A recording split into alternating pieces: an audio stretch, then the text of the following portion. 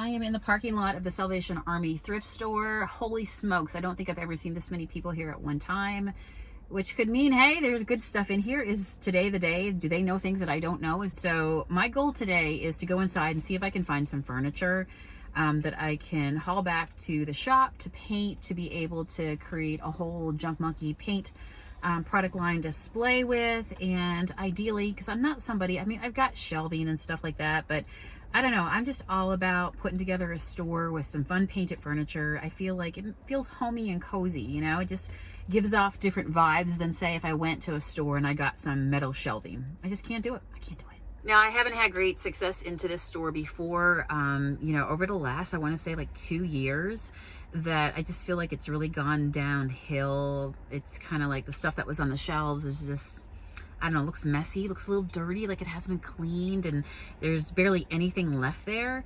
So I'm just hoping, it's been a while since I've been back to this one. Have you ever had a store where you love to thrift and things were good for a while, but something changed? I don't know. Management, the way they do stuff, where they get stuff from, I don't know. Like something changed within the store itself, and it just went downhill to the point where I stopped coming here. Now, I will tell you, I am watching like one vehicle after another vehicle after another vehicle come into this parking lot. Oh, and it's starting to rain. I better go. So maybe it's gotten better. We'll see.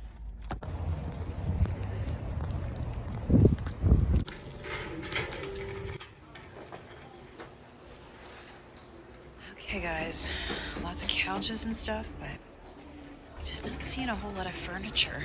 Take a look at this.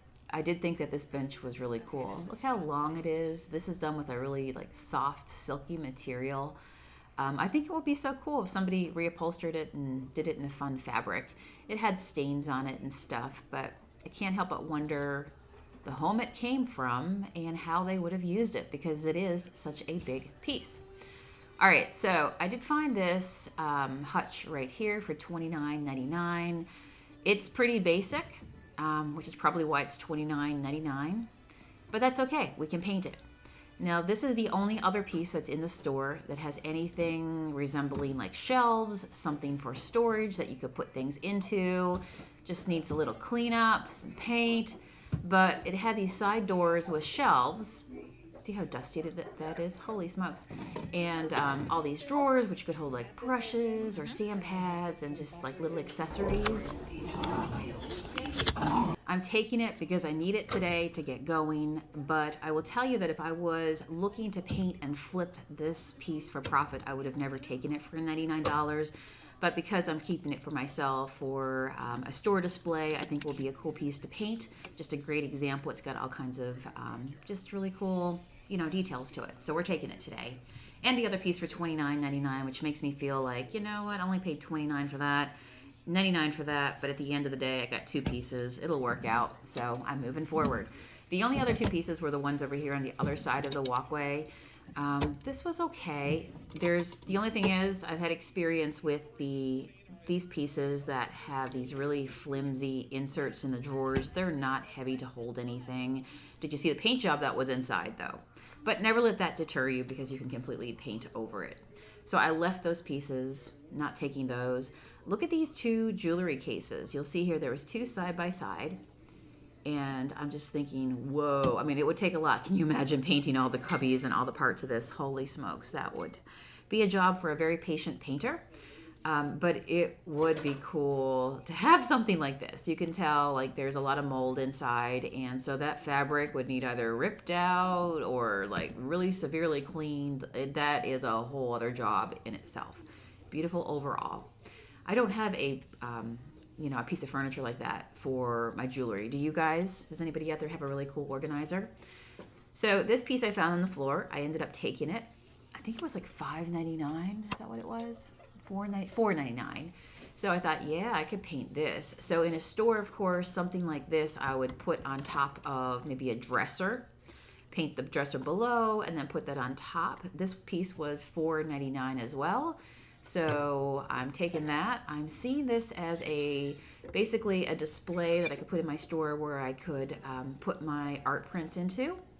And maybe, you know, people can kind of flip through them. So we've got a boatload here, and that is because we got the legs off the antique piece, and the 2 other parts of it. So we got it all in the bag. So I've got one more I need to go back for.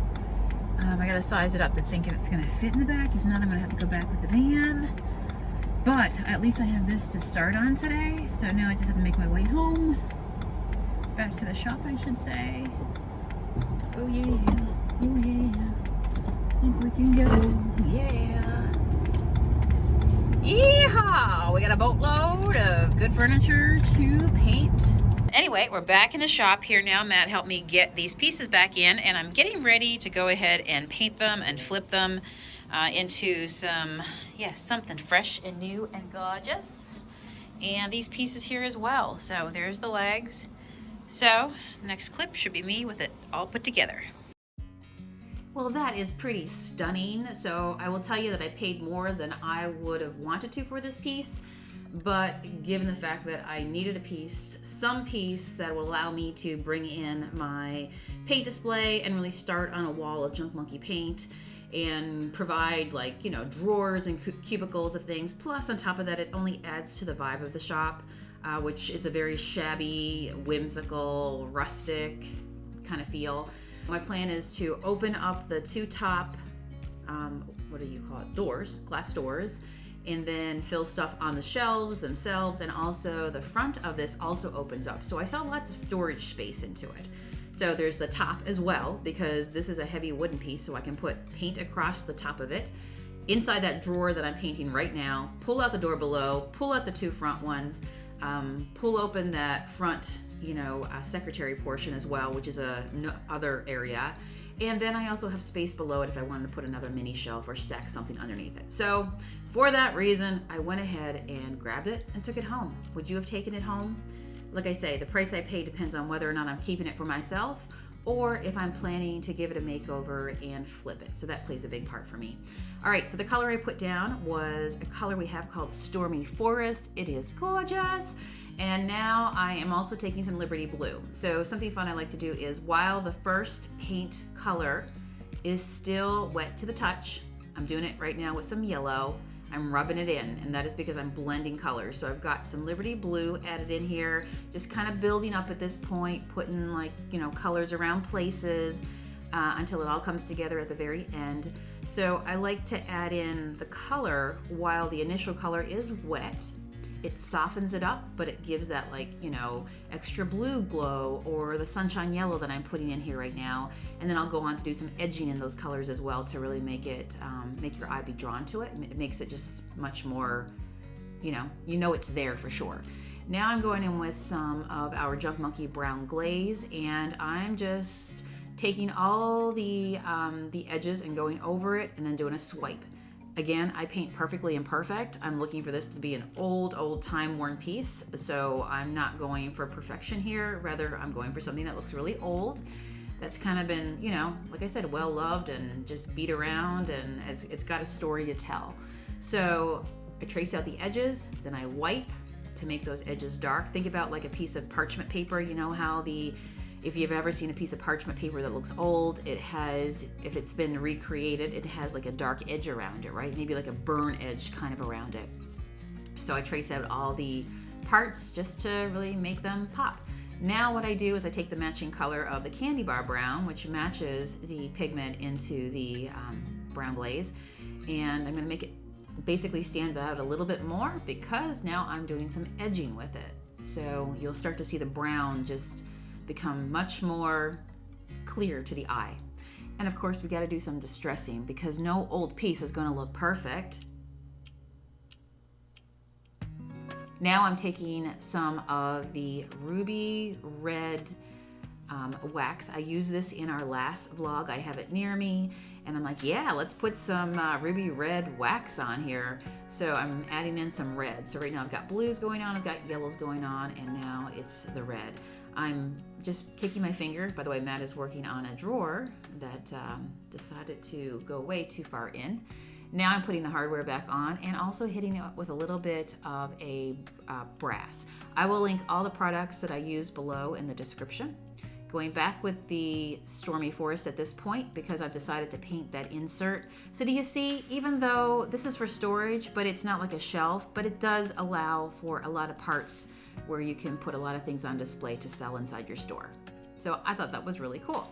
Now I'm going back with the Liberty Blue again, just making that blue a little more prominent and putting it on at full strength on top of the dry paint and doing the edging. Continuing on, I'm gonna go with my Stormy Forest and I'll just do these edges. You can move these shelves wherever you want, but I know that where in the end I decide to put them, like you can see them through one of the shelves, one of the windows over here, because that one's a little bit lower. But I decided to paint the edge so when it shows through the glass, it has the same color. Now I'm going to go ahead and give a outside seal to the piece. So I am using the Junk Monkey Banana Peel Poly in matte. So this piece is, made to look old and worn, so we're not gonna make it super shiny. So just putting a nice sealer out over the all the paint job. Basically, it protects your paint job that you just did. The other thing is that when you seal, it also makes your paint job pop, which I really like. So if you see on the inside, I went ahead and made it look like dust in the corners. I used, of course, magical dust. I used the brass paint and really just traced out inside. So I'm really liking it. This is me beginning to fill it up. Stay tuned for future photos.